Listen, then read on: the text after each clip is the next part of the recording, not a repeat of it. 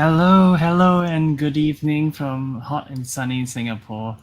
Um, well, it's Y2k. I'm one of the Escapement Show panelists, and I think this subject has been held for quite a very long time.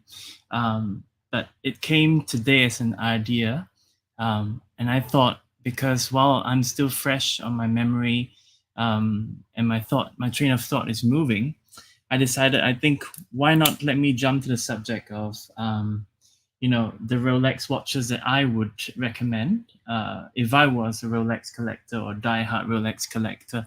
So before that, I want to say hello to everybody who's actually joining us, and those of us who are actually joining us on a replay. Hello to you, and I hope you guys also enjoy the stream. So today's stream, actually, we're going to talk about for those of you who are Rolex fans, you can stay. If you're not Rolex fans, then well, I can't really help you.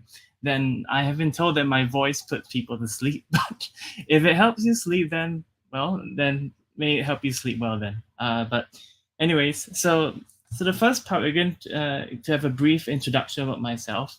So actually, I'm just a random member of the public. I actually started watch collecting only about like 3, 4, or 5 years ago, and in that span of time, just briefly, I didn't really have a lot of interest in timepieces, and I think I just wore like a Casio watch. It's one of my earlier Casios, which is still in my box, and I didn't really consider collecting watches. And this whole collecting watches only started about a few years ago. Um, so no worries about it. Yeah, just to pay attention to our message board. Hello to Mrs. Dodger, Chili Badger, Pocket Watch Time, 30 Danny, Uncle Jonga, and no worries about that, Chili Badger. All good. You guys can always come back in any time. So let me just continue. So watches and me, when I started collecting watches, the very first watch I collected was actually not a Rolex, it was actually Omega. Because I knew deeply from the get-go that Rolex watches were very expensive to start. So especially for those who are like newbie collectors, and you wanted to go to the next stage of collecting. You've been collecting Seikos, you've been collecting Casios, maybe you've been collecting other smaller brands as well. So your smaller brands would include Guess watches, I know, Guess watches, Fossil, and you also have certain micro brands as well. And then Casio, obviously, everybody usually starts with Casio G-Shocks, or even the solar pieces from Casio, the Yacht Master, even the Seiko Paddy, or the Seiko Presage, and then you go on to the next level.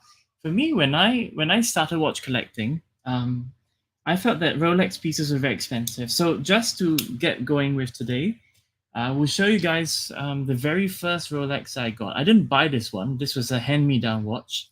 Okay, so this is my my late grandfather's Oyster Perpetual. Yeah. So it's only gone for one round of servicing, and the very first time I got it was from my father. And the very first thing that, as a newbie, what I did was I went straight to the Rolex AD in Singapore, and I said I would like to service this piece, thinking that it's gonna be like $200 in Singapore dollars.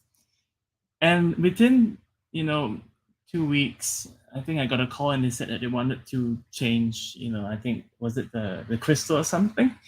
So I said, is it necessary or not? So, and they said, oh yeah, it's good. And especially for those of you who are starting collecting, and then you start collecting your first Rolex, or you're receiving of your first Rolex as a hand-me-down watch, and then you're realizing, oh, I think I should send it for servicing. So the total bill of this whole servicing came up to a whopping 1,410 Singapore dollars, which is very expensive. I think when you're first starting off with collecting watches and you're like, oh, it's not going to be that expensive for servicing, but until you get the invoice, and then you're like, oh boy, you're in for it. But in Mandarin, in Chinese, there is a phrase called 一分钱一分货, which means that you pay for the service you get, or you pay for the product you get. So obviously, I guess it's the assurance that you get, a proper servicing for your Rolex, So at the end, I got this service and I was quite satisfied with it. And to today, I still wear it. And I guess the only sad part is with vintage Rolexes, especially for the Oyster, sometimes these parts do fall out, you know? Yeah, something to think about. But I think onto the subject of every Rolex collector, I think every Rolex collector should always try to have an Oyster Perpetual, you know, whether it's a hand-me-down piece or it's something you consider to get. I think this is a really, really fun piece to start your collection with, or if you could actually find one in good condition. Now, obviously, people might talk about vintage, but, you know, at some point in, you know, we will come to talk about vintage pieces, maybe in the future escapement shows as well. Okay, so when I first got this piece, how I felt about it was, I think it was very unusual because in some aspects, the younger generation tends to feel that, especially for these vintage pieces, they feel that, oh, it's more for like, you know, the older generation. So there is a negative stigma about Oyster Perpetuals, especially in Singapore or in Asia, that they are mostly worn by middle to senior men. Okay, so I say middle, okay, it's like maybe 50s onwards, I think 50s onwards, but that number stretches. But we've seen a change in the trend of people who are now wearing Oyster Perpetuals, you know, the more modern Oyster Perpetuals, not the vintage Oyster Perpetuals. So I would say that if you have one of these, keep it as a family heirloom to pass on to your future generation. And the best part about it, let me just see what I wrote some notes about it. So my experience with it. So when I went to an auto show, a car show in Singapore, just for the fun of it, because I was going around the BMW, the Mercedes, and then you being a young adult, and you're like, oh, you might want to look dressed a bit better, so you hope that the sales associate who's selling the cars that come to you because you're wearing a Rolex. This is really very funny. So what I did was I would wear this, and of course the salespeople, which is very funny, as with all, I think, salespeople who especially there is a common trend or like a common practice that salespeople do look at the outlook of the subject. The subject meaning the potential customer, of how they look. You know, they are sizing you up to see if you can afford, you can buy. You know, so I guess as a young adult, the first thing is you're like, oh, I should wear the Rolex so I can fit in. So that was how I would do when I would wear this piece into like a very important like event or a wedding or something like this. All right, just to catch on with our chat. Yeah, so hello to Nixie and Sati Danny. Thank you very much. Yes, it's a two-tone Datejust. Yeah, for quite some time. No box and papers, but you know, I guess memories is still better. But if you would like to get box and papers for this, you can. I guess you can get papers when you go and service your watch at Rolex, and then they'll issue you a sheet, and that will literally be the paper that's going to go with your watch. All right. So moving along, what do I think about the future of this piece? I think it's very hard to say because I will age with this watch, and you know, to the point that when I have my own children, I think it's nice to hand it down because, well, I don't know, you would want to carry this with you, you know, and how long you could carry this with you, you know. And I think that whenever we think about the aging process, you know, age is rarely kind, you know, to anybody or any one of us. So I guess I would say that if you have one of these, find the occasion to wear it, and you know, just be brave and put it on. Yeah.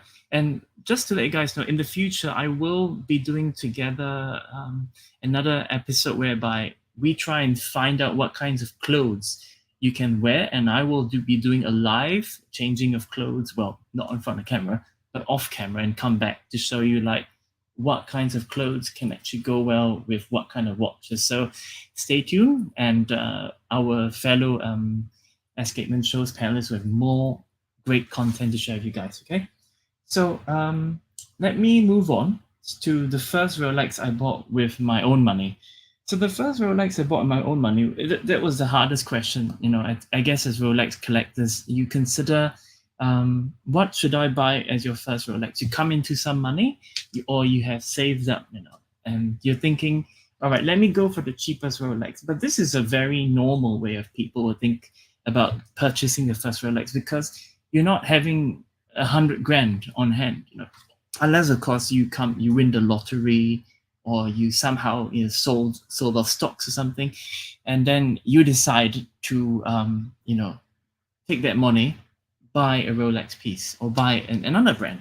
It can be a Patek Philippe, or it can be an Audemars Piguet, or a Glashütte Original. It's all up to you, really.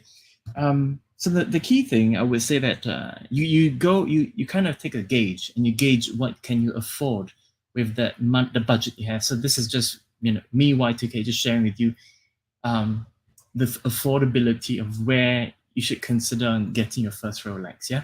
So, but moving along, so the first Rolex I bought was actually, let me just get it.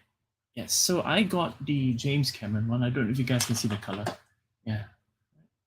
So this is my beloved James Cameron. Yeah, there we go. You can see the blue and black. So, all right. So the first question that you guys might come to mind, just look at the chat. Yes, Danny, yes, I own one of those.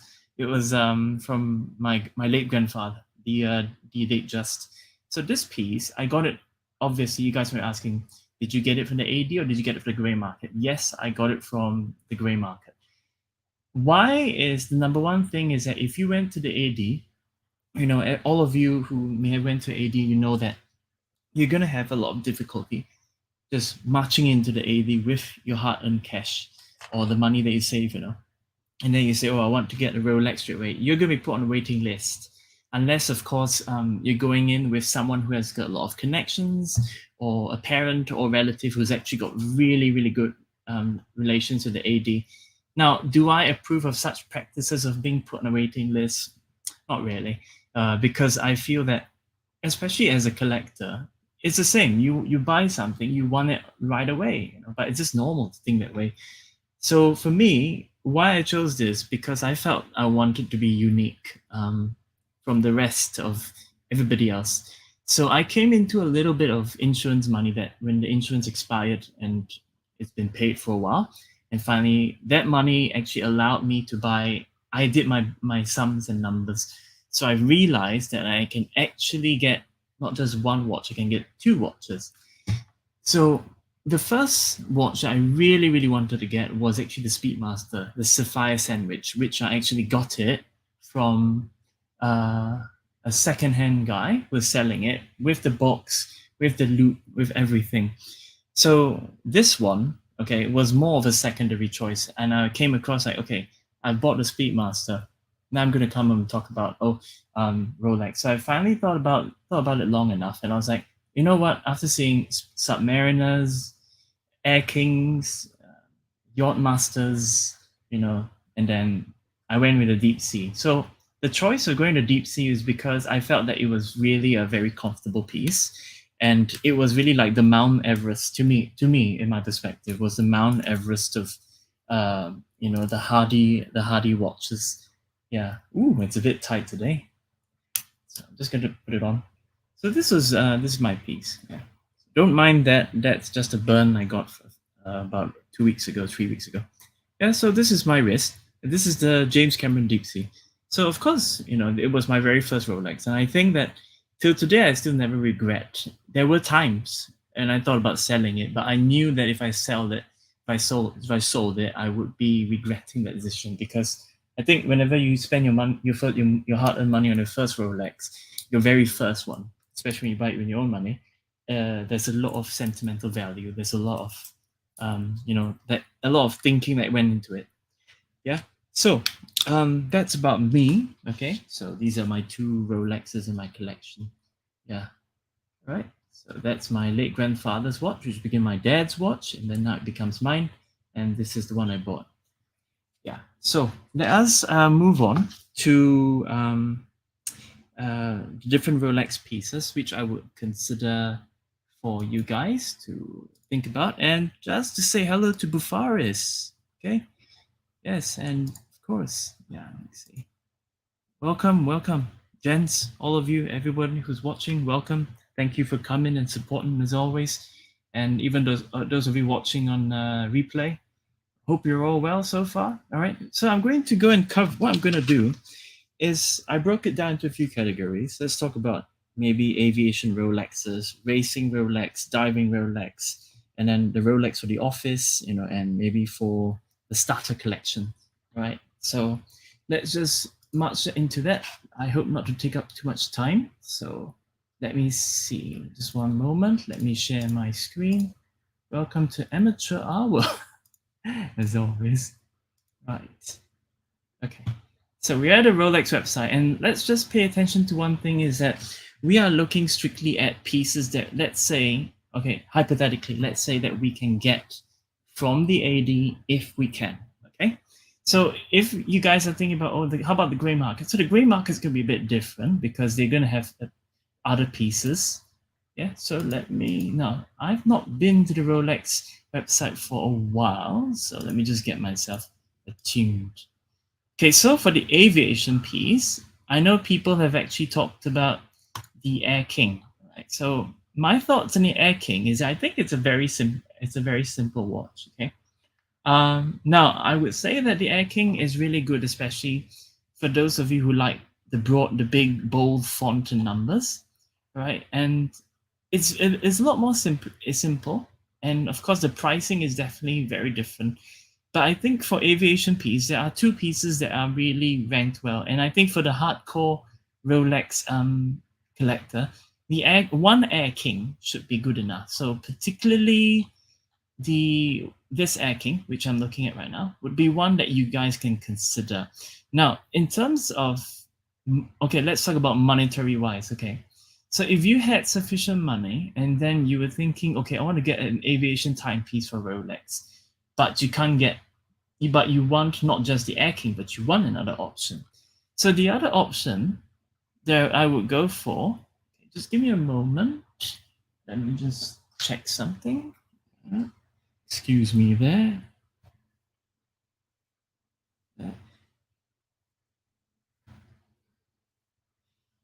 Yes, Mrs. Y2k is texting me. One moment. Yeah, okay. So if you really wanted to go for another aviation timepiece, but you have limited funds, one thing you can also consider besides the Air King, right, is also right, as the name would say, the lovely Sky Dweller. Let me see where we are. No, this is C. Welcome to Amateur Hour, as always. I think it's up here. Yeah, there we go. So the Rolex Sky Dweller, I think, is another piece that you guys can consider if you really want a piece in aviation. Obviously, there's going to be a big price difference between the Air King and the Sky Dweller, as well as complexities on how to use the Sky Dweller. But I think for the world traveler, the Sky Dweller is actually one piece that can be considered. Now, of course, friends, if you are thinking where I sit in terms of do I really like Rolex? Yes, I think Rolex watches are nice, but the greatest problem I have with it is accessibility.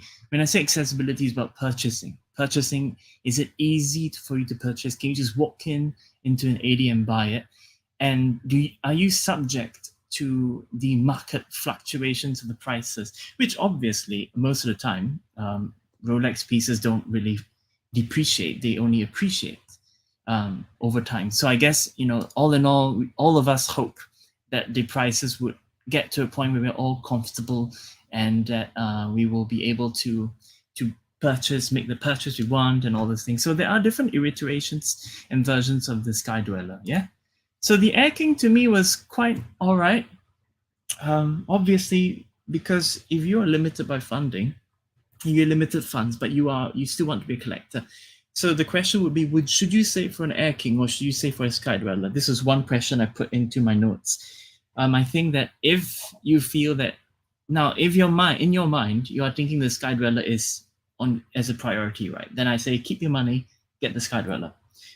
Now, if you feel that you just want to collect the Air King first, and it just so happens that the Air King is available, then the AD calls you up, and the price is good, and you are actually liking the Air King over the Sky Dweller, then get the Air King, right? So of course, everybody's entitled to their own opinions, and they definitely would say that, oh, I don't think this is nice. The Sky Dweller is too complicated for me. It's too flashy. Well, then the Air King is one choice I would go for in terms of aviation. And of course, with Sky Dweller, for those who do a lot of traveling for jobs, for business or for leisure, the Sky Dweller is actually a watch that you can actually adjust the timing of the cities that you're going to, and it's one of the most complex watches. If I remember from my notes about the Sky Dweller, it's actually one of the most complex pieces. From Rolex. Okay, so I'm just going to temporarily stop sharing. Just going to check our lovely chats. Is there anything on so far? Yes. Hey, hello, Dodger. Hello, welcome. And to our lovely 10 viewers and anybody's watching as replay, I hope you're all doing fine and well. So let us continue. We're talking about aviation Rolexes. So let's just continue on. Okay, so Air King is Air King, as you know. So the design obviously with the Air King is quite the signature look of the Air King, obviously. Let us just go to the signature look of the Air King. Yes. So I think Air King is what it is. This is the signature look of the Air King. Yeah. So obviously it doesn't have the date window. So it's something that if you don't really need the date window, people who like it simple, would be able to appreciate this piece as it is. Now, of course, if you are a glorified Rolex collector, an Air King would definitely be one piece that you should get at some point within your collection duration. It doesn't have to be immediately, but if you have the funding to do both the Air King and the Sky Dweller, then God bless you. You can enjoy both. Yes. All right. So let me move on. Let's just go and finish up on the aviation. So I'm just going to jump back quickly to the Sky Dwellers. All right. So I'll just tell you which Sky Dweller I prefer. Yeah.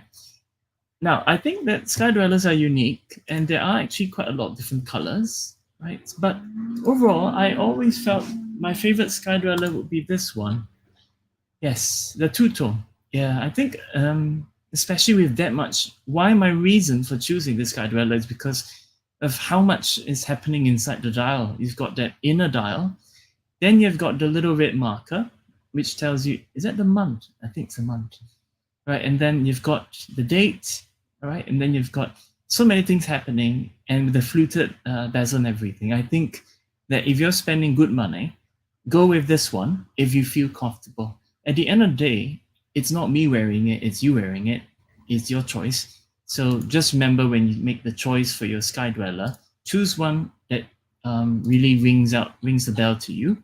So for those who don't really like this this black and gold, you can go with white and gold. And I think there's one in silver and all in white. Let me just see if there is one. Okay. So there's one in full silver and the face is white. And this is another one, rose gold, which I think I saw it about a few days ago at the grey market place. Kind of hard to find apparently for the rose gold ones. Also the oyster steel yellow gold is something I might go for. We have a term here in Singapore that people say it looks very uncle-ish. The word uncle-ish means that you look like a middle-aged person choosing something with this two-tone look because it looks like an OP. It looks like an OP. So if you don't like that one, you want a bit sporty, go with the blue Sky Dweller.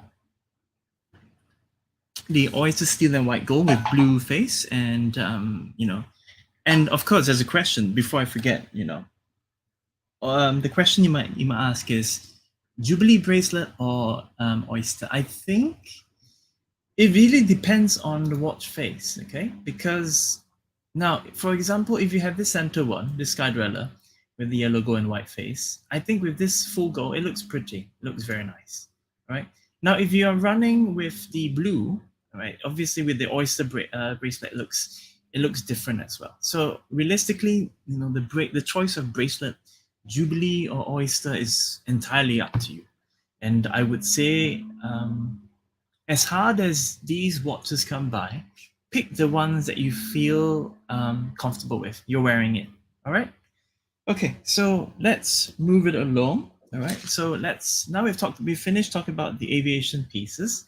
Now I'm sure of course there are many other pieces that you guys might feel that suit the aviation line, but these are just what I feel is within my limited knowledge of Rolexes. Generally, I think all of us probably give them so much free marketing already, you know. So let us move on to those of you who are car enthusiasts and racing enthusiasts, okay? So I'm just going to go with the Daytona. All right. So I think that every Rolex collector should consider the Cosmograph Daytona. Right. So obviously, if you are a person who likes a busy dial, you know, and you want to have the kind of like the racing car speedometer look and everything, the Rolex Daytona is actually one piece that people do generally go with. And it is one piece that I feel, as if I was a diehard Rolex collector, I wouldn't mind having a Daytona in my collection. Now, there are many different types of Daytonas. There is the Panda. I know there's many, many nicknames. Now, I don't remember them all. So, obviously, I think that can I use the word there is a Daytona for everyone? I think, yeah, there is a Daytona for everyone. It all depends if you have the budget to pull it off. So for me, in terms of Daytona, I feel that I am actually quite torn because while people do like the Panda, all right, which apparently has established itself with the type of Panda, I found that I'm a bit different and maybe eccentric. I like this one, which is the Oyster Steel and Yellow Gold Cosmograph Daytona. Now, why I like it is because my very simple logic is about how much you're spending on your Rolex. So obviously, in the very deep, caverns of our own inner desires, we often do. I do admit that sometimes when we have spent so much money, we are thinking, can I flex it? Can I show it? So at some point, you will also think about, okay, let me see if some watches I buy, especially for a Daytona, I can wear it out and in friends, colleagues, or business partners, and even other watch enthusiasts can say, "Well, you have a Daytona." So it is something to consider about when you're choosing a Daytona. And for those of you who are diehard Rolex fans and are racing, not aviation, automobile fans, and you want to have that racing look. So for sure, a Daytona is very personal.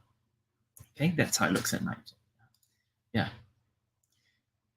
All right. So in terms of the other Daytona that I would go with, All right. Actually, I might go with this one. Yeah, the Platinum Daytona. Yeah, I found this one quite very youthful looking, very young, and it's got a very nice. I call it like a bit of pearlescent blue. Okay, it's got the Oyster 40mm platinum, right? So this is one that I feel that I would very much like, if aside from the gold one. And I think that if I was a super hardcore collector with unlimited money, get two Daytonas. I think the gold one for formal events and maybe for like really, really high level like business meetings or like fan meetups with other Rolex fans. And then maybe if you want a fun day out, driving your lovely sportsmobile or just your car out, okay? Yes, there is a pun I always make at people. You can own a Daytona, but you don't have to be driving a Ferrari. So where did the money go? The money went all to the watch. So okay, so I think that if you bought a Daytona, the blue one is one fun piece to go with. I think it's a very youthful color, and it doesn't matter. It can be in jeans with polo, a t-shirt, even if you're wearing a black blazer or any colored blazer. I think a piece like that really rocks. Really does make you look very cool and young. I think, but the gold and black one, I would say, it's a different level. Of course, some people say it's a bit aged. You look a bit more aged. But I think that if you don't mind that look, go for that look, because after all, Daytonas aren't going very cheap these days. Okay, right. So we finished with aviation Rolexes, racing Rolexes. Let's move on to diving Rolexes. Okay, so before I go on, let me just check the chat to see if I'm missing anything. All right. Thomas Burnett. Hello, hello, welcome, sir. That is just too small and cluttered. It's just a piece of Yes, yes, yeah. Thank you, Dodger. And Sachit Dani. I wear a Daytona in gold and ride the bus. Actually, you know what's a great joke about that, Sachit Dani? You know the buses that they we used to say the most expensive Mercedes is the bus. Because we have buses here, which are Volvos, and I think back then we had Leyland brand buses, the buses from UK, and then we had the Mercedes buses. So we used to say like the most expensive Mercedes you can be riding on with your Rolex is the bus. Yes, and I think we're still running with the Volvos right now. I think the Volvos, yeah. But yes, I think the Mercedes bus you're riding on is very expensive, which can go well with your Daytona. Okay, so let's go and check out the diving pieces from Rolex. Yeah, let me just go there. Watches. All right. So, let me just address a few things when it comes to diving pieces.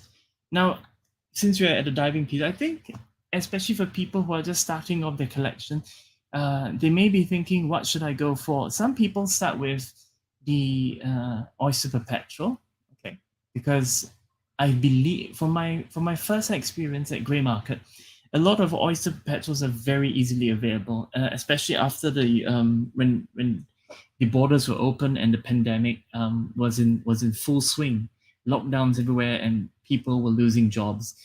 What I observed was actually there were a lot of watches that flooded the grey markets. I think people were selling pieces to actually get some money to survive. You know, so I think what I saw was a lot of Oyster Perpetuals that went on the market, vintage ones, modern ones as well.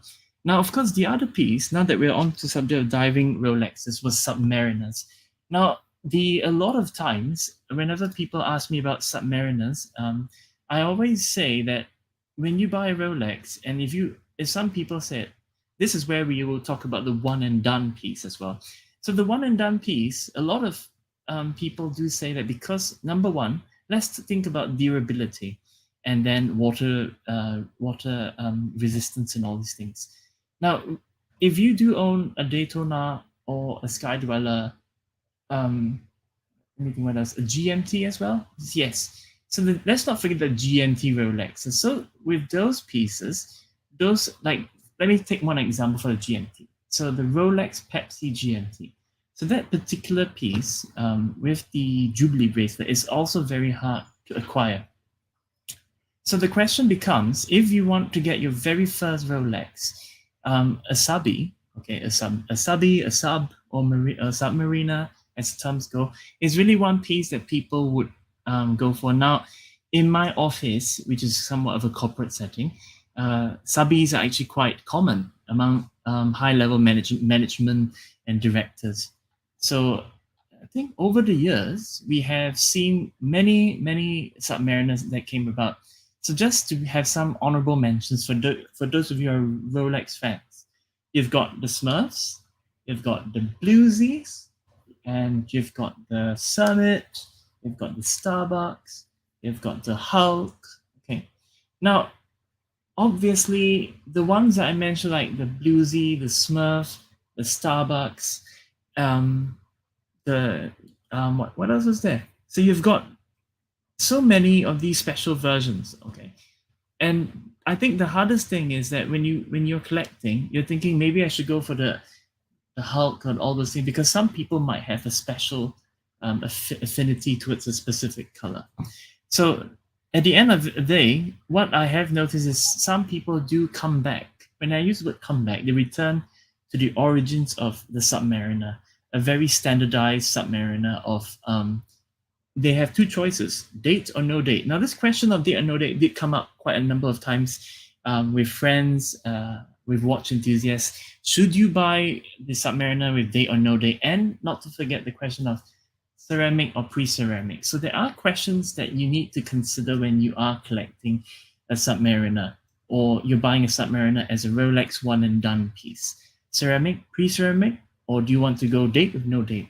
Now, in my opinion, I do quite like a Rolex with a Cyclops in the date because I've always felt that it's the signature look. All right, so this is to me, the Submariner date has always carried a signature look. Feel free to agree to disagree, but especially for I was exposed towards Rolexes, I think, when I was young as well. So all the Rolexes I've always seen were Oyster Perpetuals with Cyclopses and date windows. So to me, when I do see someone across the room and they wear a Rolex, be an Oyster Perpetual or Subby, or I've always like tried to spot the Cyclops. Is a Cyclops there? And I've been like, oh, that's a Cyclops. Okay, it's a Rolex. Which Rolex is it? You try and spot it from the room.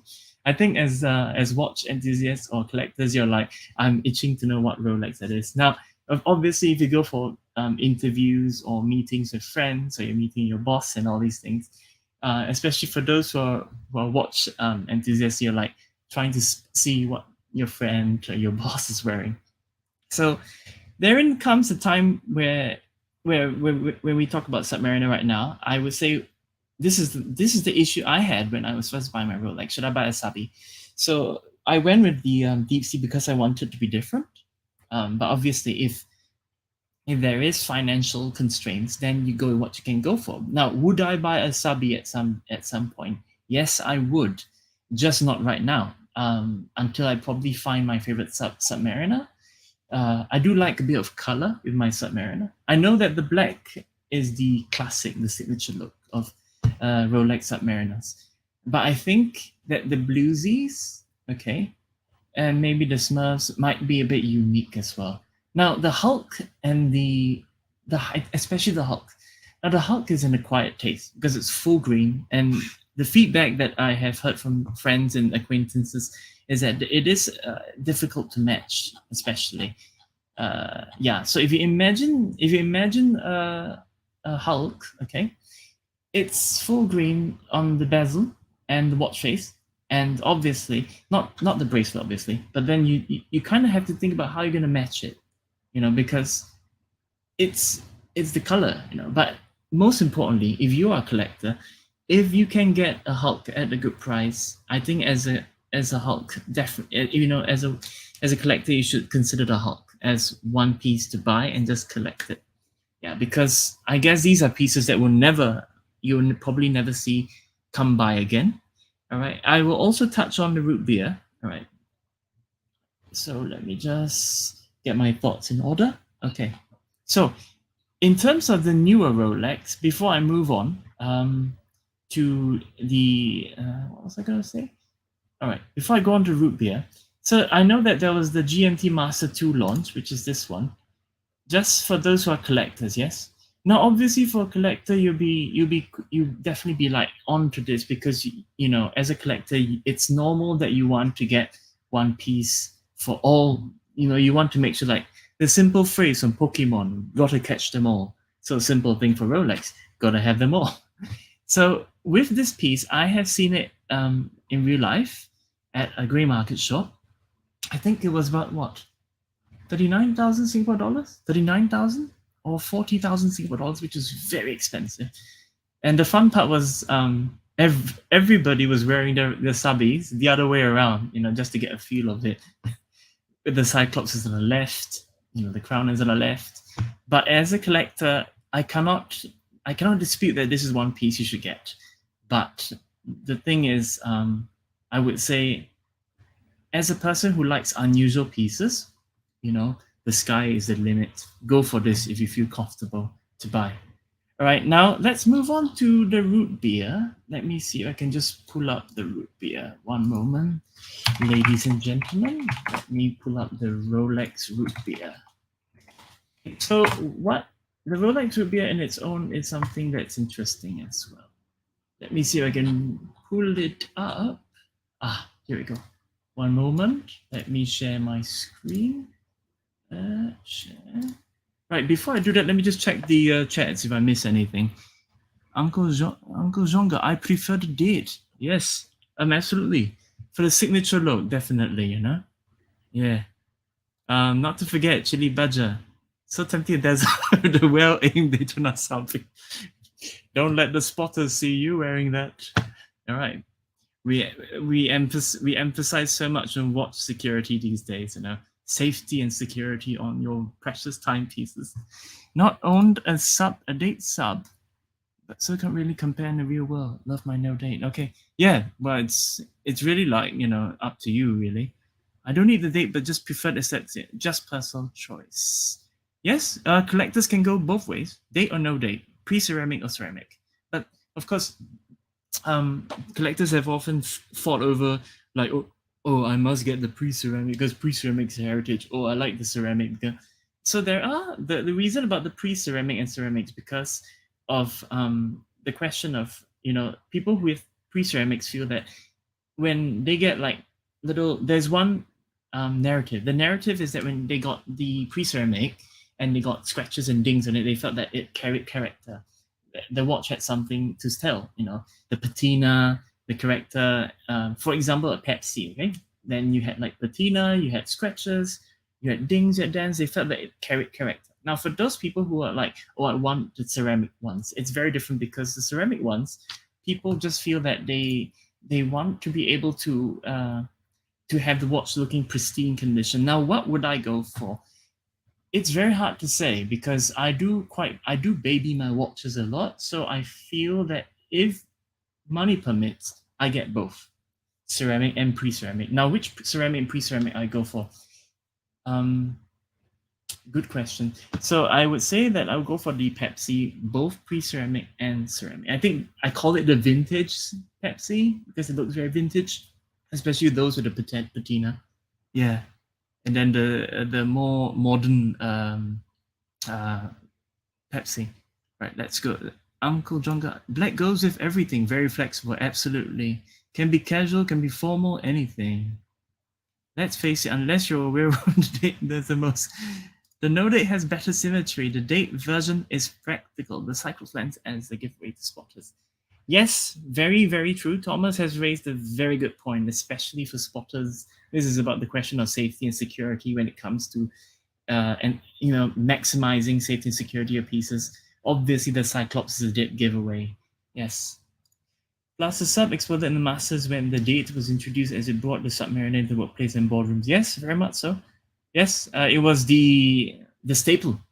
The staple. It was a must-have. It was a must-have for every executive director in the boardroom. Rolex, Rolex, Rolex. And I have been in the boardroom. Last time, I think it was like 3 years ago, we had people with Rolexes in the boardroom. And now the shift is everybody's wearing Apple watches or smartwatches. Can be Huawei watch or can be like Fitbits or something. I think everybody just moved on to smartwatches. Now I only have one smartwatch, it's a Samsung Galaxy, and I didn't really wear it because I just didn't want to have so much notifications and how many steps I'm doing and all these things. I just wanted a watch, And I think that for those of you who are working long hours, I guess looking at your very lovely Rolex, okay, or any brand of watch that you buy, that is, as long as you're spending any good amount of money on any watch, it is your money. So it actually gives you a sense of like, why are you doing this job for? Why are you doing this job? Because you're trying to earn money, keep money to get that grail watch you want. Yeah. So hello to Mathis. Yeah, welcome to Escapement. Okay, guys. So let me move on. We were talking about the diving watches, and I wanted to just touch on the root beer. Okay, respectfully for those of you who enjoy collecting Rolexes, I wanted to address the root beer. All right. So this is the renowned and famous root beer. Okay. From Rolex. Okay. Now, there have been questions over time whether the root beer is a worthy piece to be collected or, at some point people get bored and they want to move on. My recommendation for those of you who are holding on to root beers is keep them, especially if you're collectors, because I don't see Rolex coming out with any root beers anytime soon. Now, even if they do, they may not be of the same, every person spends money on a watch and it's different. What When I say it's different, it means the feeling of the purchase. You know, when you make that purchase, it's different for you and me. The significance is different. You maybe bought it for a job, getting a job or raise or promotion in your job, or from a bonus, or the completion of a massive project. You know, and you are using that money to buy. So obviously, I when it comes to the GMT or the root beer or any rare Rolex piece that you don't see in the market. Now, when I say rare, okay, let's just briefly cover this. The root beer, the Smurf, what else is there? The Hulk, the Starbucks, and then you've got well, anything that, and the Pepsi. I think anything that's very out of the ordinary in terms of the Rolex range. If you are carrying those at this point, I would not recommend you to sell it, because unless you really need to fund something urgently, I think that as a collector, one of each would be good. One Pepsi, one Hulk, one root beer, one Smurf, you know, and then one normal Rolex subby. It can be a full black one, date or no date, ceramic, pre-ceramic. You know, it's fine. You know, yeah. So in terms of root beer, I hope I've covered that, and then let's just move on to talk about the Pepsi. Now, the Pepsi is unique in its own way. I think the Pepsi, especially, I do quite like the Pepsi too. I know some of my fellow Escapement Show panelists and also acquaintances and friends have spoken about the Pepsi. And I still like the Pepsi with the Jubilee.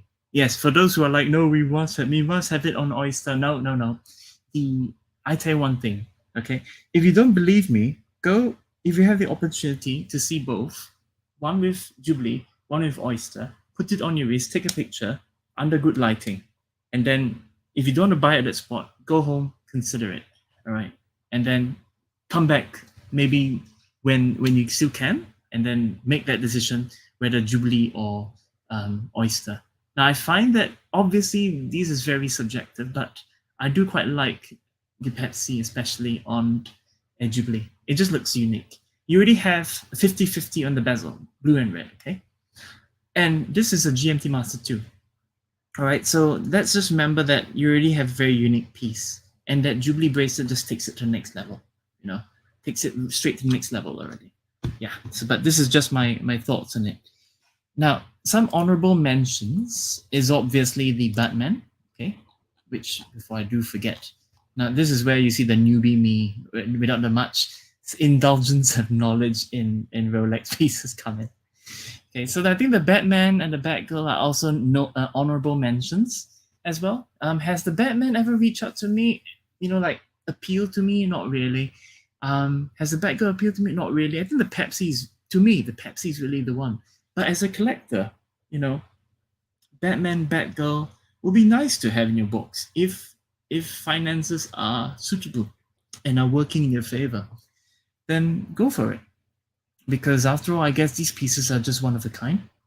And you know, as a Rolex collector, I think that multitude of different colors does help with your choices of what you wear and which watch to take, you know, to take out. I think one of the interesting things that I've always thought about is that one of the funniest how should I say, whimsical, you know, fantasies, you know, like watch, for those watch enthusiasts, and we think about one fantasy is like we would wake up one morning, and besides being, you know, well-to-do, we'd be like, okay, my biggest problem today is which Rolex do I bring out with me to work or to play golf or have lunch, my friends. So that is actually if you were at that level, it'd be interesting. And of course, if you had, with most importantly, your health is there with you. You are mobile, you are healthy, you know, and you are. But the most important thing, you know, just to mention, since we're about health and stuff, is your wealth cannot be achieved without your health. So always upkeep your health, ladies and gentlemen. Right. So honorable mentions for the GMT, also with the meteorite dial. I think the meteorite dial is very beautiful as well. Now, obviously, this looks also like a Pepsi. So I would say the meteorite dial is on a whole different level. So as a collector, I think the meteorite dial is actually a must-have as well. Yeah. So two Pepsis would be fair to say. Now, obviously, people would say yes, but you know Y2K. You mentioned that the GMT in the previous one, which you saw, was Jubilee, and this one is Oyster. Why not have Jubilee for this one? I would say that the dial has really stolen so much limelight. You know, there's so much limelight on the dial being a meteorite dial. So I would say give the other Pepsi its beauty's worth with the bracelet. Yeah, so do that one with the bracelet, and I think the other Pepsi, the GMT, would actually rightfully deserve the Jubilee, while the meteorite dial just deals with the Oyster bracelet, and it would just be enough. Yeah. So now that we talked about divers, before we stray too far off, let us go back to divers. Okay.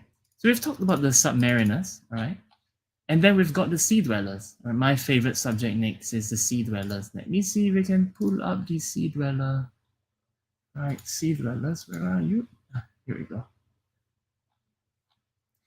Yes, so I think for every Rolex collector, always consider a sea dweller, or a deep sea. Now, I think the deep sea and the sea dweller are two in its different class of its own.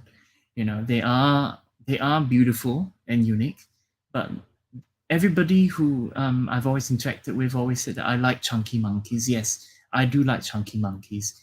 And the question begs of why I spend certain money on getting a James Cameron is simple. Imagine you buy a real estate. Yes, you buy a piece of land. Do you want to buy for less or more? So I think that when I made the decision to buy a James Cameron, being one of the heaviest, chunkiest Rolexes, some people have said you're crazy because it's so heavy. It's a heft. Yes, it's a heft. But if you try it on and you wear it for a while, give yourself 1 week or 2 weeks, okay? Wear it every single day. After that, you don't feel the weight anymore. In fact, when you don't wear it anymore, and then maybe you wear your regular Submariner, you feel that something's a bit missing, because a regular Submariner is the class in terms of the weight class between the normal Submariner and a sea dweller or a deep sea is on a whole different level. So let's get to it for collectors wise. Yeah. So for collectors, those of you hardcore collectors, all right, for me, in my opinion, I recommend the Sea Dweller, Oyster Steel, and Yellow Gold. Right, this is Sea Dweller. Okay, I find that this is brilliant. I think some of you will notice that I have a certain liking towards two-tone. Same philosophy, aside real estate, it's all about the aesthetics of it. And for those of you who are really hard on and you're like, you know what, I want a one and done. I want that watch to mean something. I want to be able to have it show some elegance and prestige. Okay, prestige, okay, and affluence. Then the Sea Dweller, the Oyster Steel and Yellow Gold is one piece I highly recommend, because I believe that if you wore this, okay, and hats off to our Surtee Dunning. Okay, he actually has a very beautiful Surtee Rolex, and I like it very much too. And I think that especially when it comes to gold two-tone, okay, two-tone is on its own very unique. You can actually mix and match. Even if you wore a pair of Bermudas, okay, in Hawaii or in like the Maldives, and you are going on holiday and you wanted to show some elegance or like prestige, and you wanted to look good, this piece, any two-tone, in my opinion, two-tone, especially the gold and the black, actually has a very good way of mix and matching. And you can actually mix it with your clothes very well, even if you're wearing jeans, loafer shoes, office shoes, blazer, trench coats. You can actually pull this off. In my opinion, if you are able to carry this off comfortably, you can pay this off. You can get a Sea Dweller, your Oyster Steel and Yellow Gold. Go for it. I think it's wonderful. Right? Yeah. So this is one of them I'd go for.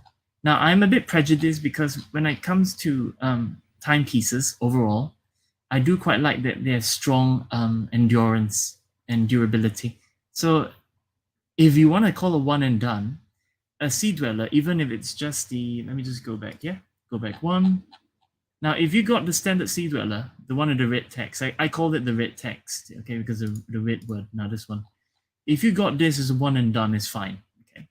Now, obviously, some people say, yeah, I can get the Sabi, but what do you think about this one and the Sabi? Simple enough, I would say that if finances suit you well, and if you're able to, and you really want, try this piece on, try the Submariner on, see how it fits for you, and if you like it, go for this one. You know, no harm to try this particular piece. Just a word of warning is that it's a bit on the it's got a heft. Some people say it's a bit of a theft, you know, it's very heavy. But at the end of the day, I still feel once you put it on, it's a different feel, you know, for you. You're really getting a bang for a buck. Okay, the points is that you've got good durability, you've got good water resistance, okay? And you've also got a very good movement, you know, so overall, I would feel that it's really a wonderful piece to go for, especially for Sea Dweller. Yeah, so this is a more subtle piece. It's not as blingy as the two-tone one we saw earlier, which was, let me just get that. This one, the Oyster Yellow Gold. Now, the one obviously I have is the James Cameron. Yeah, right. So there is another one, which is the full black. I call it the full black Sea Dweller, and I call this one the red text. Okay, so number one to take note, the red text is a bit smaller in terms of diameter, 43 millimeters, and the full black, okay, is 44 millimeters. So it's a bit, it's the same size as the James Cameron. Now, for those who are asking why did I chose the James Cameron, I felt that of all the pieces, okay, it's the one that's got a half and half. Okay, and I think watches also reflect the buyer's character. Right. And just a disclaimer, I'm not being paid by Rolex to do this. I'm not getting any, you know, benefits. No one's sponsoring me. I'm just saying to you as a member of a public and as just a simple collector, putting myself in the shoes of a hypothetical Rolex collector, what I would go for. Yeah, and I quite like how there's that two shades, you know, the blue and black. And I think that if you were to go into a room with people wearing Submariners and people wearing Daytonas and everything else, you know what's the one key thing? For those of you who said you want a one and done and you can actually buy a deep sea, any deep sea, okay, or even a Submariner, just remember that the Submariner can deal with water. And just remember that the Sea Dweller and the deep sea can deal with water very well. And these are hardy watches. They aren't watches that you need to be very careful, you know. But obviously people are very rough with, you know, the other pieces as well. Like they can be rough with the Oyster Perpetuals, Daytonas, Sky Dwellers, you know, Air Kings. So, but the difference is that with this one, you are assured. It's like a nice, comfortable, warm blanket. I hope I'm putting that right. All right. Okay. So I'm just going to pause here and go back to our chat to see if I'm missing out anything, ladies and gentlemen. Let me just catch up with the chats. LMF, good to see you as always. You know, very, very sorry to hear the passing of your beloved dog. The deepest condolences to you. Chili Badger. Okay, let me see. Hello, Junior Johnson from Michigan, the United States. Yes. Don't worry. You know, I mean, you know, part of life is about accepting life and death, and we just have to treasure the memories, you know, of our loved ones. And yeah, this is not depressing. We're all very realistic here. Yeah, life is life. We all have to continue on the journey. That word is overused. Okay, so continue the chat, guys. Just let my voice take you through, and I hope not to take up too much time. So let me just share my screen. Now we're going to move on. We're talking about diving watches for Rolex. Okay, so we're almost coming. Ooh, hang on. Just get that properly. Yeah. Okay, so the diving pieces, I would say the Sea Dweller line is my favorite. Yeah, definitely. If I was a collector, okay, and you said let's do a tree and done, all right, Rolex Deep Sea. James Cameron, one Sky Dweller. Okay, I prefer a Sky Dweller with two-tone color. And the third one is a bit hard to think, but I think a Daytona would be good. Yeah, a 3 and done. Okay. Now, a 1 and done is, I would say, get something a bit more hardy, so that at least when you go about your day, and if it rains or you need to do something that's involving, especially for those who are working in oil rigs, and you are in an environment, your job requires you to be tough or anything.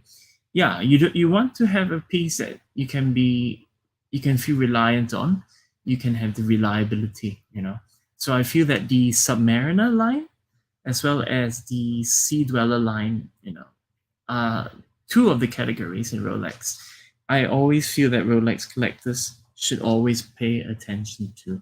Now, as a few part bonus for tonight, which is a very interesting thing, I have to thank our fellow panelist in the Escapement show for the support. And also everyone who's been watching either on live or replay, thank you so much for your support. And now I'm just going to do a Rolex for the office, okay, for fun. Now, for those of you who are thinking about watches to wear to the office, now obviously the office is a work environment. So, what some watches that you might come to mind straight away, you're thinking straight away, Datejusts, yeah. So Datejusts, if you watch the film Cycle, with Christian Bale in it, I think a lot of them do wear Rolex Datejusts. I think he wears a Christian Bale's character he also wears a Datejust too. So something to really consider. And actually, I'm not done with Rolex. Something just popped in my mind, but let's just finish up the Rolex watches here. Let me just put a note so I don't forget it. I should call this the Exquisite Rolex. Okay, that's the thing. Sorry, I'm always a train of thought. So for the office, day dates, I think the day dates and the classic Datejust are good recommendations. Now, the day date that I had show you guys earlier in the stream, my late grandfather's piece, is one piece that I think suits the office very well. I guess that day date does struggle a little bit if you are doing something very sporty. Because of the look of it, the Oyster bracelet, the size. Now, day dates, obviously, we've come a long way from 36 millimeters, 39 millimeters, and now we have 40 millimeters. Day dates, the Datejust series, and the day date series. It's a long way from what we used to know about Rolex pieces. So I think that if you really like, okay, let me indulge you guys. Bear with me. So I think that for day dates, right. Now obviously there are lady day dates, but I think we'll reserve that for another time. Okay, so I think a wonderful, simple day date. Now I like two-tone, but I'm also a person who would recommend a full silver day date too. I think that this is a piece that's very humble, but at the same time it has it's sophisticated. So I think for those of you who are going to the office, or even to a work site, and you still want to carry a sense of, well, for those of you who are workaholics, who are corporate executives looking to climb the corporate ladder, slogging and grinding away, then I say that the day date's a very humble way to go.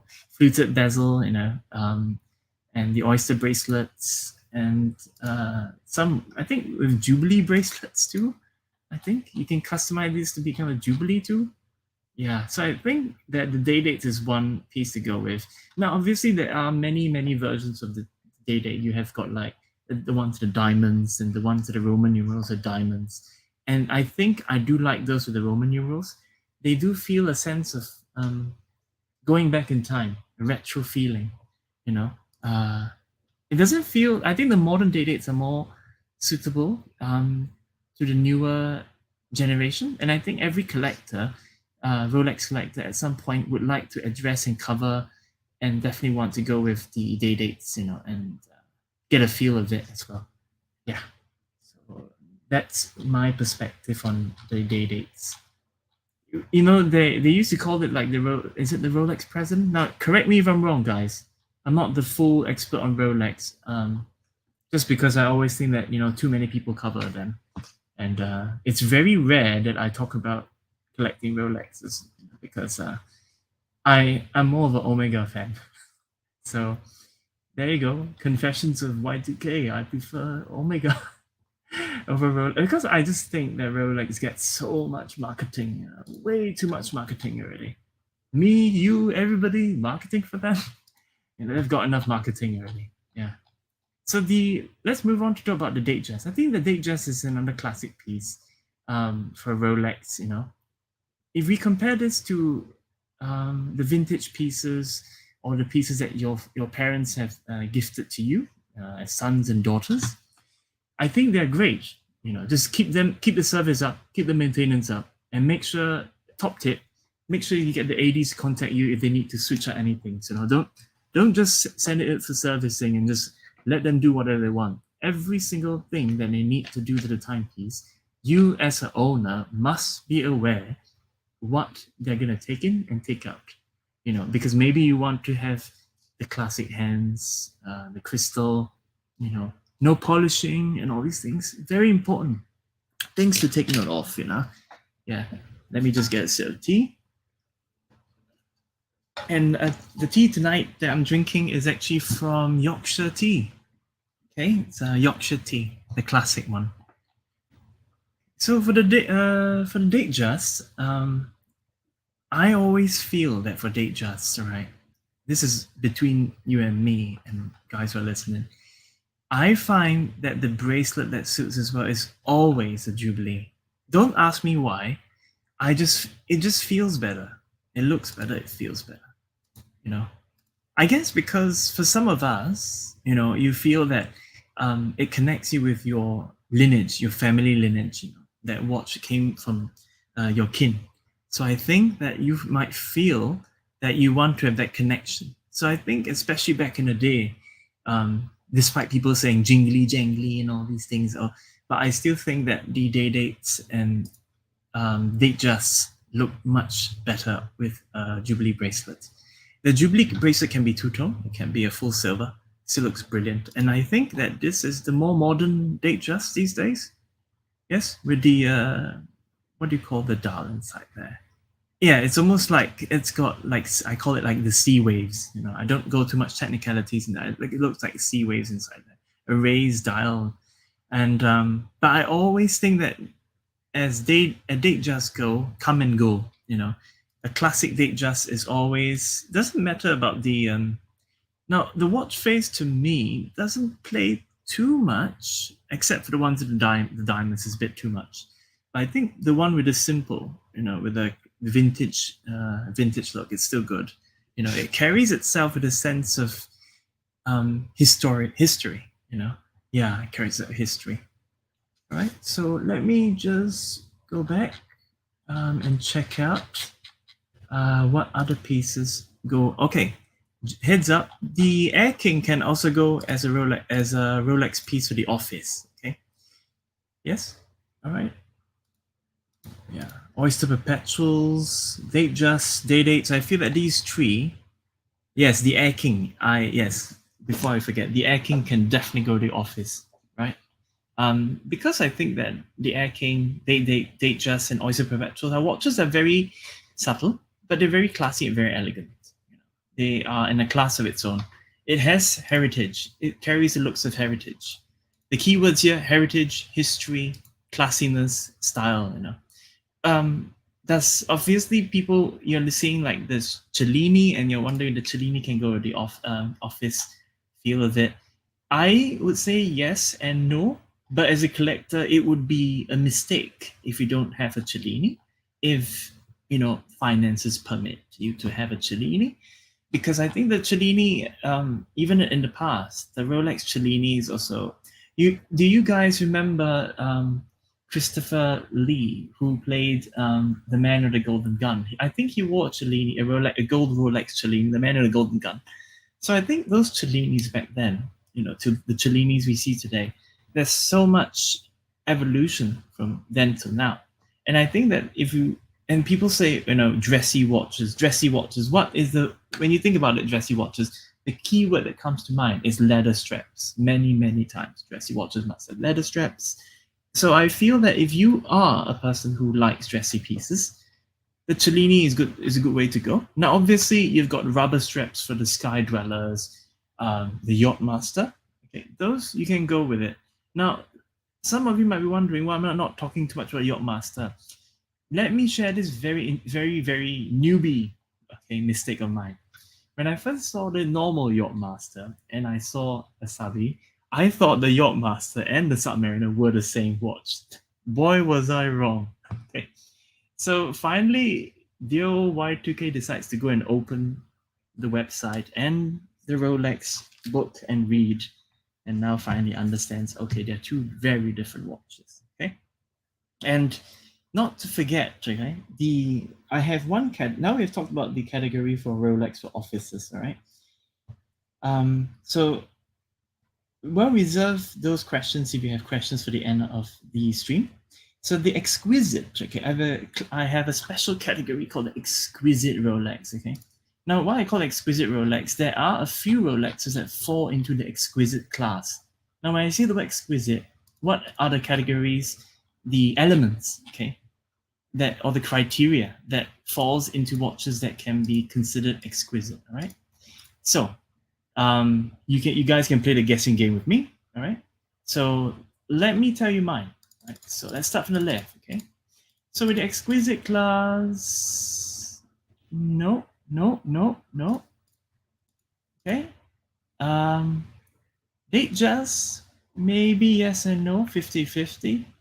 Okay, but the ones that fall into my Y2K's so-called very noobish exquisite class, okay? The categories are for complication, for design, okay?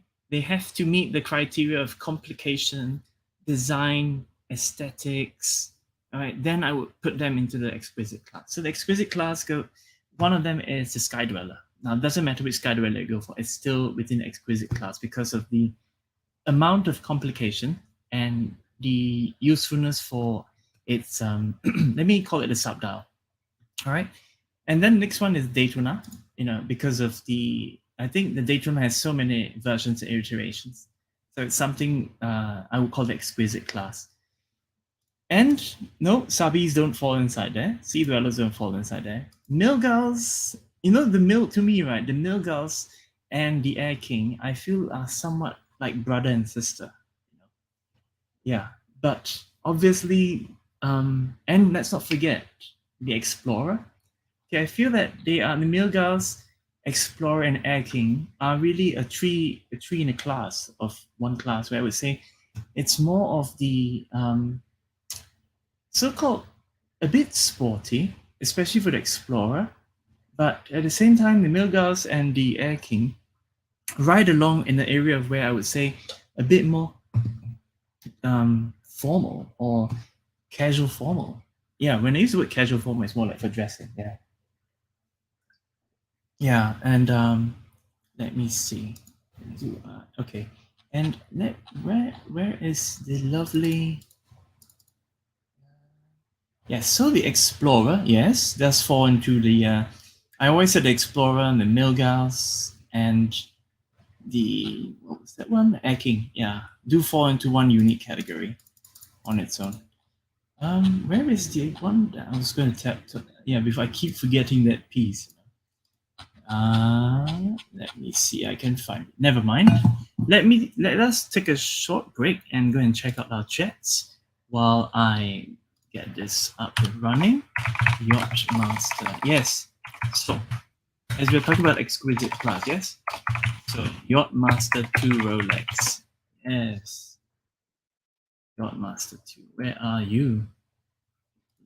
All right, let me check the chats right now. All right, I'm just gonna catch up with you guys on the chats, yeah? Because I've only got one screen running, so I'm not like some streamers who have like multiple screens running. Junior Johnson, thank you, LA Mefrich. Always at your service, ladies and gents, or at your service, Always welcome. I'm happy to answer questions with my limited knowledge. Yeah. Let me see. You can spot two-tone unless you are lucky enough to look 90. Yes, Junior Johnson. I never wear an expensive dive boots. Are usually crowded and things get bounced around. Yes, do be very careful about diving if you're on a yacht. Thomas Burnett. My 3 would be a Z Blue Milgas. For casual and the office. A Batgirl and Pepsi on Jubilee. Very nice. I like that. Yeah, Batgirl and Batman do look very good on Jubilee. Rose Gold, very nice, very classy, sophisticated. Beauty watch with matching price tag. Thomas, that is a cracking tree, right? They just need to come in a Jubilee bracelet. Always, absolutely, always must have. I feel the Day could do a Jubilee bracelet too. Yeah, definitely prefer fluted bezel. Is that me being fancy? For which one? The Day or the Datejust? I think fluted bezels, really a lot of it is like almost like a signature look for Rolex already. Yeah, I prefer fluted bezel myself. Blah blah blah. Thomas, thank you. Omega with bumper movement. Any bumper movement? Any idea? What's a bumper movement? Bufaris, I need you to educate me on this question afterwards. Okay. Give me some hint. Hint me. What does bumper movement mean? Yeah. Thank you, Sachi Danny. Always welcome. Yacht Master 42 is a really nice looking. Yeah. Master. Would you own one? Okay. I think 36. No, okay. Sachi Danny is being funny. I can only do with like 36 is like, no. It's like putting 15-inch rims on a Range Rover. Okay. Okay. 14-inch rims on a Range Rover or Jeep, and you're like, oh, to me, I have to have it big. Bigger is better. Okay, no pun intended. No pun intended. Okay. All right, guys. Let me see. I can find the. Where was that? I was looking at the always hiding away, Yacht Master 2. Where are you? Yes. So I wanted to say the Yacht Master 2. Let me see if I can pull it up here. The Yacht Master 2. Yes. Here we go. Finally. Right. Okay. So, ladies and gents, with every Rolex collector within the exquisite Rolex class, okay, we talked about the Sky Dweller, we talked about the Datejust, being in the exquisite category, my category, which I would call it, Daytona, and I feel the Yacht Master deserves, now any Yacht Master 2, especially Yacht Master 2, deserves the honorary title of exquisite Rolex because of the, one of the components and criteria is it has to have complication, aesthetics, and design. A watch, I know people say a watch is just to tell the time. Yes. However, when you're spending a lot of money on it, it matters. It matters what you have in your piece. It must have those criteria. So the Yacht Master 2, to me, my favorite especially, the full yellow gold, which is this one. All right, let me see again. Pull this one up. Yes, I like this one. So I think the Yacht Master 2 doesn't get a lot of recognition. And I think if you put a Sky Dweller beside it, they both would just be, unique in its own way. Yeah. Let me call this Yacht Master 2 the boating Rolex. The boating Rolex. Yes. And of course, for those who love the two-tone, why not? I like this one, especially, the two-tone. The gold is nice, but the two-tone is actually very sporty. I always said that two-tone looks beautiful in its own style.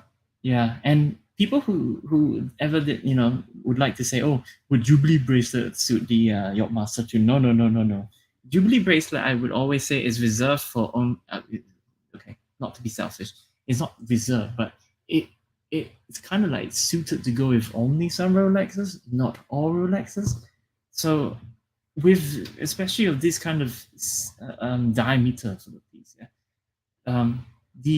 I feel the Oyster is best suited for any pieces, especially you're looking at 40 and above. I think the Oyster looks better, but if you are running like a Pepsi or like I think it's Sky Dweller, is it Sky Dweller? Pepsi, Day Dates, and Datejust. Somehow I always feel the Jubilee is better. Yeah. All right. So let me just check my notes. Did I miss anything? All right. So the ultimate question. All right. We're coming to the end of tonight's very simple stream. Okay. Is what if you ask the ultimate question? The Rolex for the starter collection, the starter collector. If you only could scrap up enough, and you say like, I want one piece to really be the piece that tells me that I own a Rolex and I have at least one piece of a Rolex watch in my entire collection to, you can say, it's okay to say you show off to your friends, that everybody in your colleagues, your friends, to have a Rolex. Now, that one and done Rolex, okay, is none other than the Submariner. Yes. Now, I know I advocate a lot for the Deep Sea and the Sea Dweller. However, I have to be very understanding and fair that a lot of people have commented that the Sea Dweller and the Deep Sea series is a lot chunkier and a lot heavier. So that would mean quite uncomfortable. And it might not be a piece you might want to wear every day. So at the end of the day, the Submariner, ladies and gentlemen, and for those of you who are Rolex hardcore, die-hard Rolex fans, is your key to fulfilling that one and done. Now, what colors would suit you? I would say this is very subjective, very personal. Some of you might like the signature black, date, no date, ceramic, pre-ceramic. These are like things, factors you need to check off in the checklist before you settle down on your Submariner. Two-tone or no two-tone is all up to you as well. Personally, if you ask me, all right, and you gave me only one choice for a subby, all right, would you like to guess which one I would get, guys? All right, you can answer in the chats. I'll come and check it later. So yeah. So yes. So I will give the answer at the very end of before I end the stream of which subby I would go for. All right. Okay. So now, as a bonus for those of you who are patient enough to listen to my very monotonous and boring voice for the last 1 hour and 23 minutes, okay, hats off to all of you. I know that I don't put music, I don't put like videos, and I know I used to do like historical backgrounds, and we would even explore the movements and even the different series and collections, as well as look at the gray market prices. So as a bonus for all of you patient ladies and gentlemen tonight, and for supporting Escapement, I would like to offer this question for each of you to ponder and consider. Food for thought. Food for thought. Would you consider going to the AD, ordering your Rolex, and waiting for that phone call for that fateful day? Or would you go for the gray market? Okay. This is something that I think, aside from Rolex collectors and even those of us who like Rolexes, have to really think about. What do we really, where do we really go and get that piece, the one and done Rolex, at good price and all these things, reliable, number one, trustworthy, reliable, where we're not going to be dealing with fake watches and all these things, or watches not properly serviced. Now, if you are blessed enough to get, really, really lucky, really, really blessed to get a call from the AD to get that one and done piece on Rolex, it can be any Rolex you want. Good for you. God bless you and everything, Now, if you are like me, and let me share an experience with you guys when I went to the AD. I went to the AD not dressing up, and I was just wearing a pair of like Bermudas. Yes, I was collecting food one day. I was buying food for my friends. You know, we're gonna have a party, so I walked by Hourglass, and then I went into the AD, and I actually at that time I owned my James Cameron. So I put the interest for the two-tone Sea Dweller, the one that we saw earlier. So the lady's like, the lady is like, okay, this is only for exhibition. I can put you in the waiting list. You're like, okay. Pretty much you're all anticipating. We know that's going to happen because after all, we're just a member of the public. Who are we, We're not high net worth clients. And then I move on. I was like, okay, you know what? Forget about Rolex. Let me move on. And then I go in there and the lady shoves two Hublots onto my wrist, Hublot Big Bangs. And as much I quite like Hublots actually because of the design and everything. They don't get a lot of recognition and coverage as much as Rolex or other brands do. But the lady proceeds to shove two Hublots and says, "How would you like to buy Hublot or Tudor to start your journey with us?" And let me just tell you, as a member of public, okay, as a nobody, that I felt very, very disappointed. Number one, maybe because that's a script that they are, the sales associates have to say it that way. I don't know. Okay, but I guess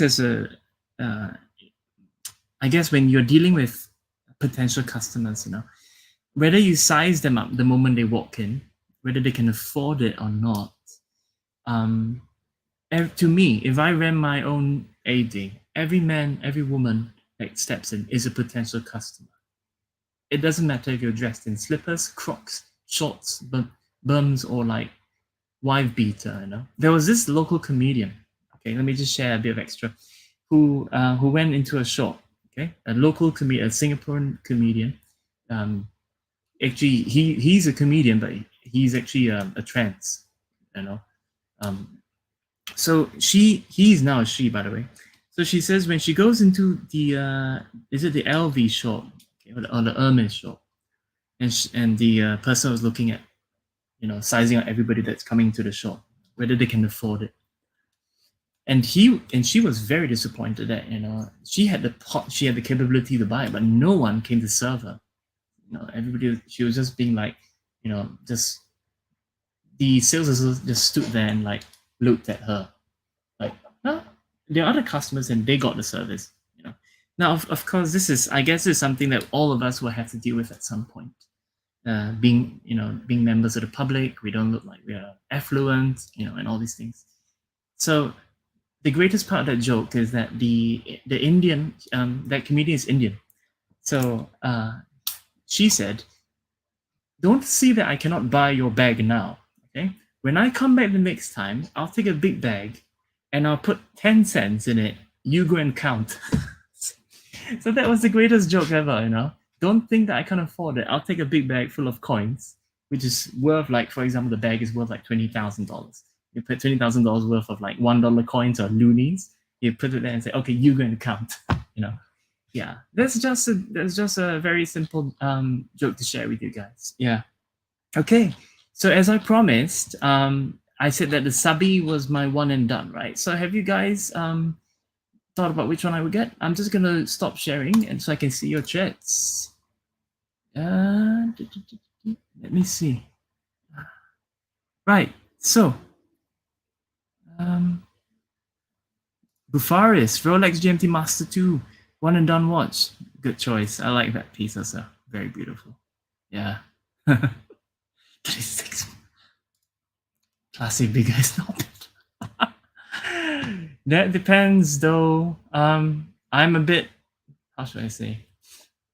I'm a bit of I'm a buyer who looks at the price tag, so I always expect more from my watch. Yeah, so yeah, let me just go through this quickly. Yeah, yes. It made you some. Okay. All right. Black Date, Chili Badger. You were very close.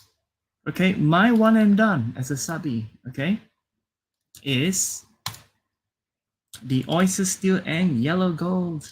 Yes, the two-tone.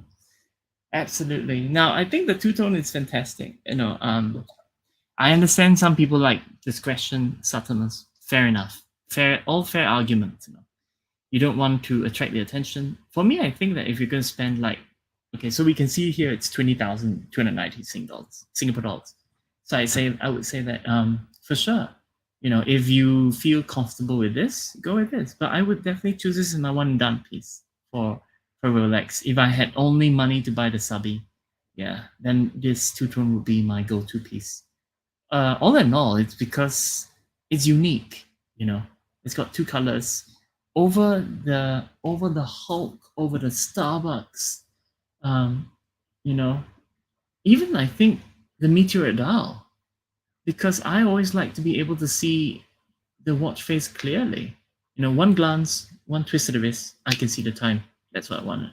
What I would like, and yeah, that is what my piece would be. Yes. So we have come officially to the end. 1 hour and 31 minutes already on this stream. So I have went half an hour over, babbling too much and everything. So I hope you guys had a good time chatting with each other. Also looking at the kinds of Rolex pieces I would choose. If I had the financial, if money was not a problem, if I wanted to go with, actually secretly the Yacht Master 2 is beautiful, beautiful piece. Yeah, really, it's like a mural. To me, the Yacht Master 2 is like a mural.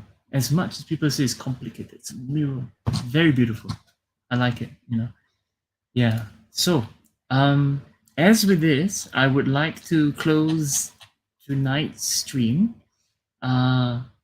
with a lovely quote for you guys, for you ladies and gentlemen who have been so patient to support the Escapement Show and for those who are falling asleep already, who have fallen asleep, good night to you. I hope you had a very good sleep session with my voice in the background. So time is free, but it's priceless. You can't own it, but you can use it. You can't keep it, but you can spend it.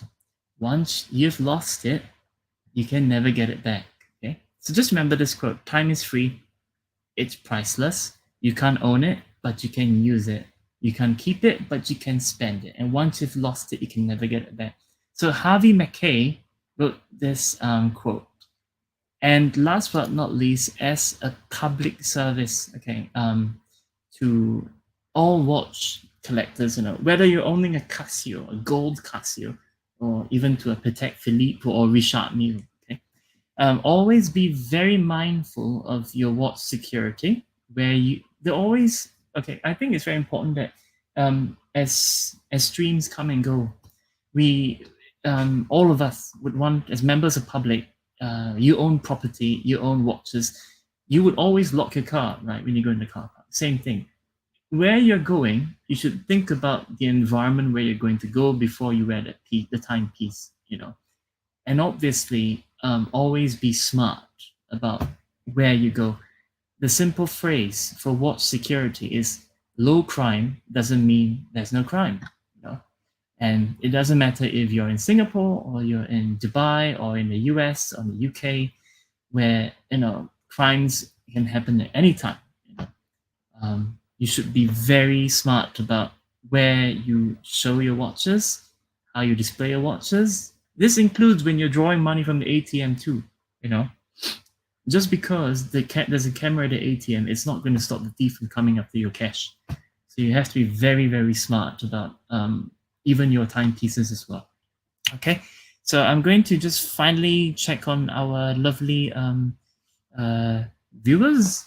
Sati Denny, thank you very much. Bufaris, thank you so much. Uncle Zonga, thank you so much. In your humble opinion, just to answer the question, which do you feel is the best modern steel Rolex in lineup? Pepsi on Jubilee.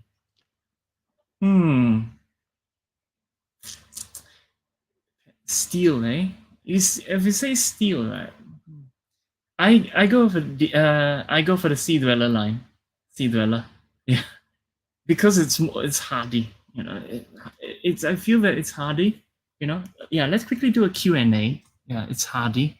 To be fair to everyone, I think escapement. So we want to be different. Let's address questions that you guys might have. So before I close off, yeah, I would go to the deep sea sea dwellers line for sure. You know, steel lineup. It's all about the heft. It's got to have the heft. Yeah. Thomas, yeah, let's not forget to address the Blue Milgas, one and done. Definitely. Sati Dani, once you go back, you never go back with Black Sub. Yeah. Date or no date, Sati Dani. Date or no date with Cyclops. Yeah. Pepsi, LA Methridge, Pepsi or Batgirl on Jubilee. Wonderful, wonderful. Yeah, hope to see you guys too, all of you, Bufares, and everyone else who's been very supportive. Junior Johnson, thanks for getting everyone. Yes, we're absolutely welcome. Glad to be of service, as always. Chili Badger, good to see you. Nick C, from the gym, we're welcome. Yeah, burn those calories on the treadmill. And don't forget to do the burpees if you want to. Black Sub, we can go play in the mud and then clean it off and wear on the yes, and toothbrush, scrub it. Thomas Bernat, welcome, sir. You, Thomas, thank you for working so hard and prepping the streams as well. Well done. LA Methridge, time is free, but it's pretty can't earn it. Yes, absolutely. Yeah. All right. Before I close off, any questions from anyone? Yeah. So I'm just gonna give you a minute or two. All right. So I hope tonight was very informative to you guys. It's you're all free to decide what constitutes as a Rolex collector. You know, there will be more forthcoming streams where other panelists will share which other Rolexes they feel suits them well. But in terms of mine, these are mine. You know, the simple truth of the matter is, when the last question I posed to you guys was AD or gray market. Now, I will answer this before we close off for the night. Okay, Chili Badger, I see your question. I'll get to it. Thank you. Yeah, time for haircut, eh? So, I would say that if money is not a problem, find the best gray market dealer that you can trust, okay, and gun for it, really. I am a patient person, but the problem I have is making my customers sit and wait by the phone, hoping, praying that they get a phone call. When is that phone call? When is that phone call going to come? It's been 2 years. Well, it's been 1 year and something-ish since my last interaction with that lady at AD for the gold two-tone. Any emails? No. Any calls? No. It's obvious that I'm too much low on the net worth that I shouldn't be one of the hot customers. Even if you're at 50K, you walk in, you're like, boom, 50K, I've got 50K to give you, give me the watch, Yeah, so I would just say my recommendation is go look for a good, reputable gray market dealer. Okay, do your homework, research about the gray market dealer, and go and get the piece you want. Because but that's another reason why Rolex is not in my top brand, my top number one list of my favorite brands, because of this problem. I like to be able to go into a boutique. Like when I go into the Omega boutique, the pieces I see there, okay, are ready for sale. Buy and go. I don't need to wait. Yeah. What's your most worn watch at the moment? Chili Badger, very good question. I rotate all my watches, my Navy timer, and all my other. Let me just see. Okay. So I rotate my Navy timer. I rotate my Rolexes. I also rotate my Omegas. So I think the one that I wear the most, generally, I feel is my Omega Seamaster. Seamaster Professional. It's a 2599.80 with the chronograph. Okay. But actually, when I every single day, every week, okay, I do rotate all my watches to let the rotors, and everything run. I try not to let them wear down, Yeah. Yeah. I mean, it's logical, except for my James Cameron. The only thing in James Cameron is I don't wear it to the office because you don't want to look like, oh, the director comes in there like he's wearing an Apple Watch, you're wearing a James Cameron, like, look at me, boss, I've got a better watch than you. So I think in an Asian setting, you don't want to look, you want to watch be too much to be better than your boss. So I don't wear my James Cameron, but I wear my James Cameron where I feel that if I'm not going to be drunk that night, because there's going to be like dings and dents and you get drunk and then someone takes your watch and everything, as much as you want to go to a nightclub and then everybody can't see your watch, don't think the spotters can see it. In a nightclub, they have the black lights on, right? So your Rolex will be like pink, in the dark. So you're going to be very careful about it. Yeah, so I would say my Seamasters are my favorite in my lineup for most won't watch. Money, what would be from Thomas Burnett? What would be the perfect we choose in the current range? Is it going to be one and done? Okay, because there's a lot, Thomas, many. Yeah, it's not to say that I don't. When I say I don't put Rolex number one, it's because of the brand's attitude towards its customer. Like you put customers not as number one, you put your brand before your customer. Yes, your brand needs to have quality control and to control the market, but I feel that your customer base, your earnings are from your customer, and you have to make sure, especially those of you who do business, okay, your customer satisfaction is very important. Not to say that the customer is always right, but the customer satisfaction must be there, And so I would say the best Rolex, okay, Thomas Burnett, two-tone Sea Dweller, two-tone Sea Dweller, or the James Cameron, pretty much. The newer range, I'm kind of in between, because it's like unless then I would, if Thomas, one day if you want, I'll just give you all the lineups of the Rolexes in list, in the list, So the first Rolexes, some advice on all the date just to get them into Rolex without going. Yeah, actually, this is very good advice, Satidani. And a lot of young people, what they do is they actually go for the modern Datejusts because they feel that the modern Datejust is somewhere still along the lines of affordability where they can do a 0% interest plan, maybe in like 12, 24 or 36 months interest plan, mostly with the gray market dealer, I think. So going vintage. But of course, when we go into vintage, you step into a minefield of as our dear friend Mr. Foti from Perpetual Time who works in watchmaking and watch repair, and he would warn all of us about like pieces that are vintage, because the problem is you need to know the history of the watch, and vintage watches it's tricky. You really need to be very knowledgeable about it as well. So but Sati Danny's point is definitely not wrong. It's just all the Datejust is really the kind of like the entry level to get in for those. I reckon it's the Ploplof. The Ploplof has now been reserved for very, very fun events. Yes. The Ploplof is really like okay.